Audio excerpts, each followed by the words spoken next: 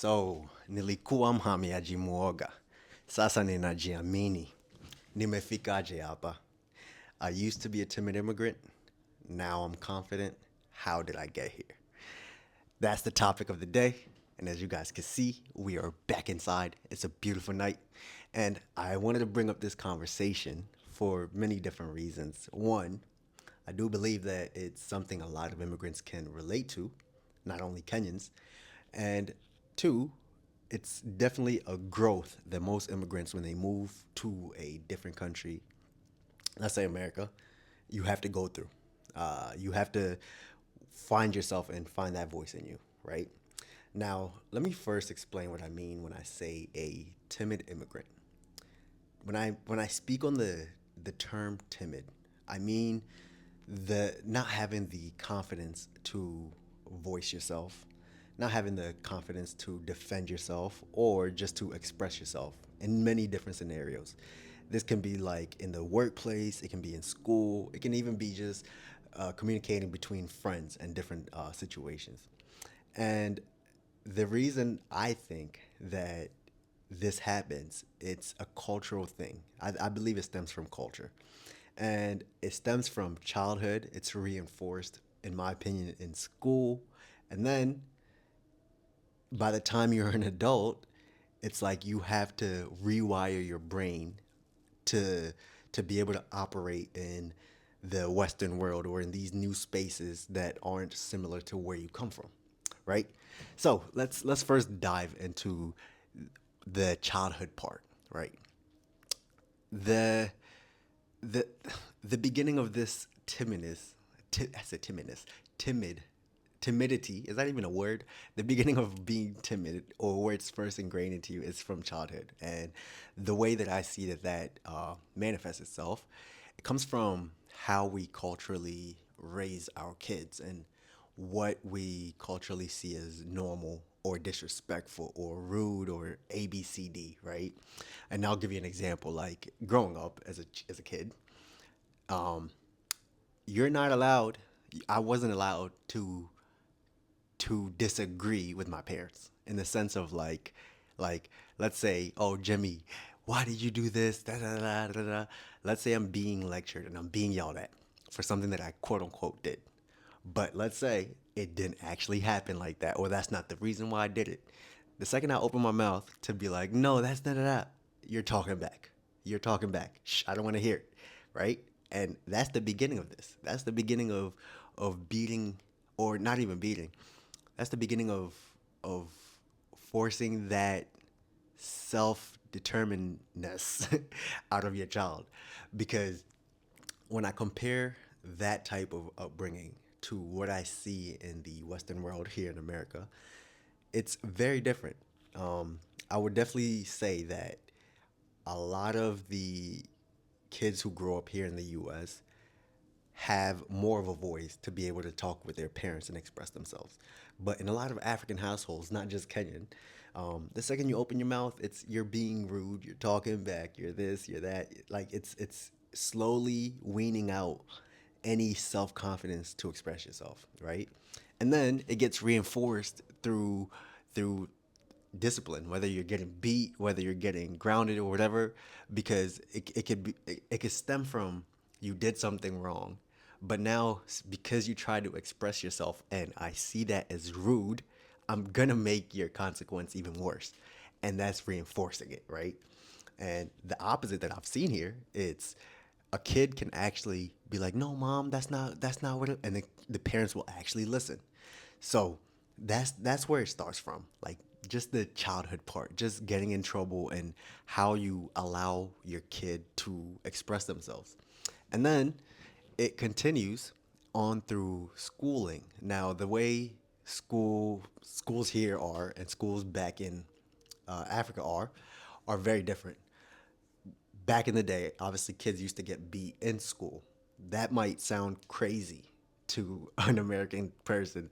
Like the concept of this random stranger in school is gonna put their hands on my kid. Like most Americans who are watching this can relate to that.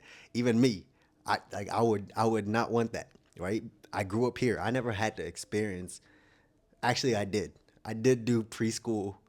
I don't, was it preschool in Kenya? I don't know what I did, but I did some schooling in Kenya before I came to the U.S. And I do remember getting beat in school, right?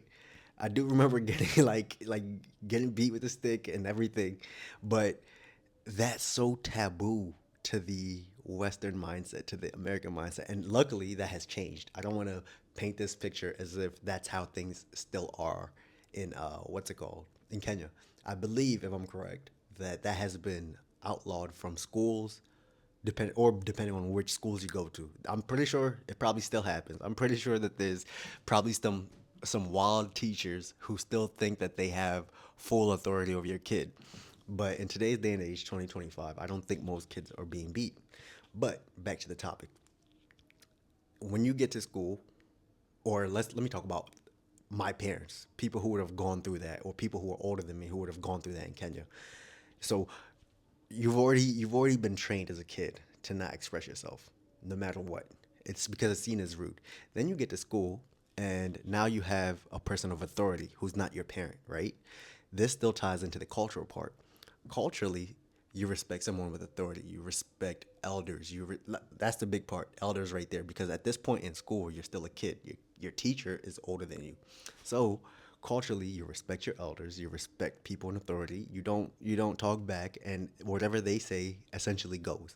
But here in the U.S., I grew up seeing kids like full on arguing with the teacher to the point where they're cussing each other out. Like the teacher and the student are cussing each other out, right? And to me, I was like, yo, you are wild. Like I used to see that and I would be like, how? How do you have the gall? How do you have the balls to even open your mouth at a teacher, right? Because like for me, the way I'm raised, like if I'm going to church or if I'm in areas with other elders, it's like you don't do that. You don't talk back to them. You don't this one it's gonna make your parents look bad. Like this is how you raise your kids. But two, they're elders. Culturally, we don't what's it called? We don't argue with elders. We respect elders. But that's another part. Here in the U.S., you're taught to express yourself. Your teacher's not the end all be all. Your teacher's not God, right? Like just like how my parent can be wrong about a situation that happened, so can your teacher, right? And when I think back of me in school, um, what time is it? It's 12.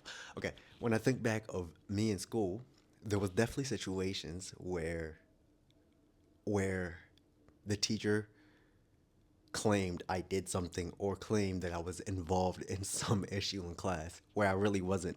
But I ended up getting in trouble anyways because I didn't have the confidence to actually tell the teacher, like, no, this and the other, or stand on it in the sense of, like, okay, you say I did this, I say I didn't, go ahead, write me up. I don't care. Like, I didn't have the gall to do that up until a certain point.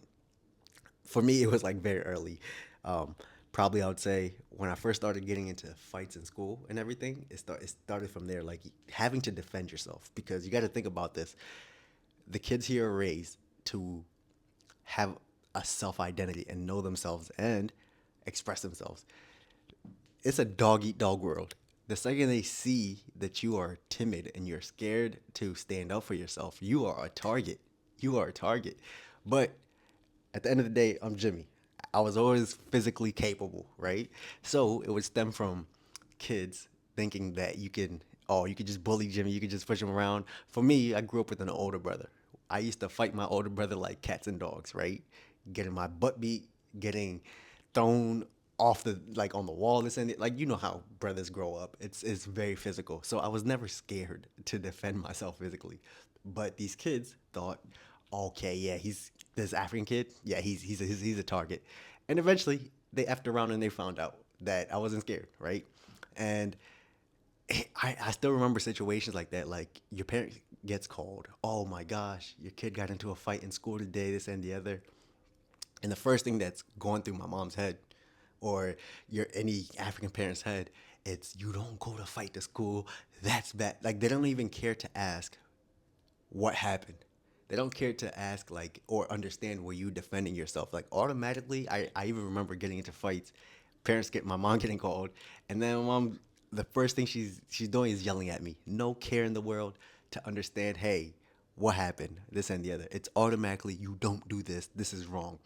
And I think back and I'm like, would I raise my kids like that? Heck no. Heck no. Because there's situations here where you have to stand up for yourself. Like if kids think that they can just put their hands on you, Jimmy's not going for that. Jimmy's gonna put his hands back on you. And I was usually physically, I don't want to say stronger than a lot of kids, but I was rugged. I was rough around the edges. I wasn't scared to this and that. I wasn't scared to be pushed. I could take a hit, but guess what? A hit is coming back your way, right? So, let me not get too deep in the weeds. It gets reinforced in schools because one in Kenya, like the way our parents grew up, the teacher has this end all say all. You don't go to school to fight this and the other. Yet here, the kids are raised with a different mentality. And if they see that you can't stand up for yourself, you become a target. You become a target. So this is where it starts switching from the timidness to gaining the confidence. For me, it was in school. Now, a lot of immigrants who come here may not be in school, right? There's some immigrants who come here who may have already finished high school, may have already finished college and everything. And sadly, in my opinion, they don't get to learn that from an early age here. They come here already with the African mindset or the timidness that's ingrained in us from our culture, right? So for them, they have to learn it, I would say, in the workplace. They have to learn it in the real world. And luckily, by the time you're in the real world, you're not you're not dealing with childish behavior or childish things. You know, in school you get teased, you get bullied, you get called names, you get pushed around this and the other. I didn't get pushed around. I got fought back. But all the other parts, the bully, the names, and all that, luckily for me, I got to learn that in school. But for the person who's coming here as an adult, they're still probably operating in that mindset that they grew up in. But then when they get in the workplace, they are timid to voice themselves and go for certain opportunities because maybe they're seen a certain way in the workplace and they probably end up missing out on opportunities because they were scared to voice themselves. I've seen it in the workplace where somebody is definitely a lot better than this other person who's about to get the opportunity, but they don't know how to voice that. They don't know how to express that. And even me when I was in the workplace, by the time I got into jobs and everything, I had that confidence, right? A lot of managers don't like that. They don't like when you express themselves or or you express yourself or you correct them, right? So that even got me, I don't want to say in trouble in the workplace. I've always been a pretty good employee, but at the same time, I was never scared to, what's it called? Voice out and talk about certain things. Now, for me, that growth and that confidence was built in school, especially from kids thinking that you are a target and treating you like the target that they think you are. Now, how do these other immigrants who come at an older age learn that? I personally can't speak that. I luckily got to learn that from the young age, from school, from experiences. Not only in school, you grow up in the neighborhood, and especially in the neighborhood, you don't have adults around you when you're playing outside as kids. It's kids. That's kids' territory, right? I remember what's it called? Almost getting jumped by these skateboarding kids because I was a BMXer. Me and my friend, my other Kenyan friend, we rode bikes and we had BMX bikes. So it was always like this tension between the kids who skateboarded and the kids who were on bikes, right? So we'd get into it. We were getting in fights. But then it was so funny. We'd fight one day, the next day we're playing football together. We'll fight the next day we're playing baseball in the neighborhood field or something. Now, man, this is a meaty topic. I love this. The confidence part, I believe, comes when somebody is pushed to their limits. And I believe that most immigrants have to reach that point where they realize that if I keep going down this path, if I keep being too scared to speak up, I'm gonna one keep losing opportunities. I'm gonna two, what's it called, be viewed a certain way. Three, I'm gonna I'm gonna miss out on positions that I could have held and things that I could have done if I don't gain this confidence. So I don't want to make this video too long. I believe that that arc, that learning curve, usually changes directions at somebody's breaking point. Um, I don't know where most older immigrants what that breaking point is, but I've seen it where they're scared to express themselves, whether it's in a friend group or this and the other. And that's another thing. The friend groups, people are toxic.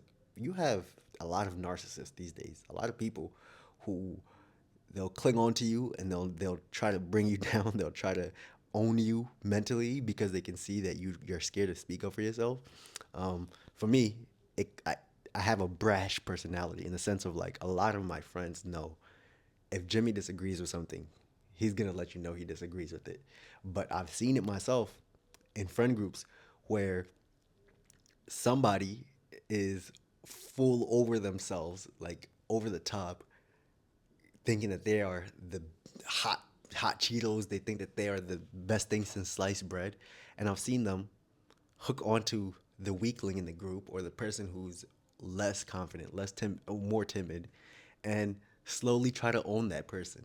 And for me, observing these things, I'm a very keen person in the sense of like I pick up on social cues, and if you don't know how to stand up for yourself, especially in the U.S., which is a dog eat dog type of society, you are gonna be you're gonna be lunch meat. You're gonna be dinner for everybody. Everybody's gonna see you as an opportunity. So I think I might end this video right there. I believe that if you are an immigrant, you should slowly shed that idea of authority or elders having the end all be all, having the last say.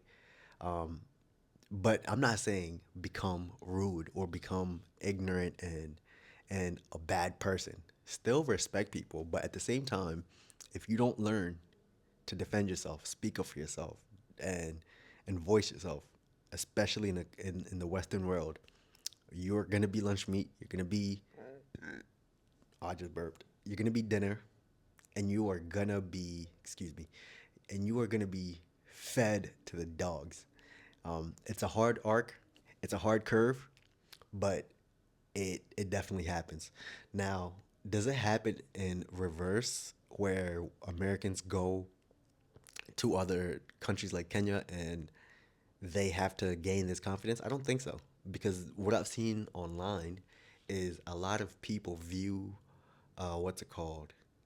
Like a lot of people will say that Kenyans are timid, and I'm like, what Kenyans are you talking about? Because like when you get close to a Kenyan and you get close to them and you understand them and they're confident around you, they will tell you everything. But what I believe the Americans experience when they go there and they see it as timidness, it's that non-confrontationalness, that avoidance of conflict. Because that's another thing. Culturally, the idea of getting into spats and yelling and getting into these heated type of arguments is very it's seen as very taboo.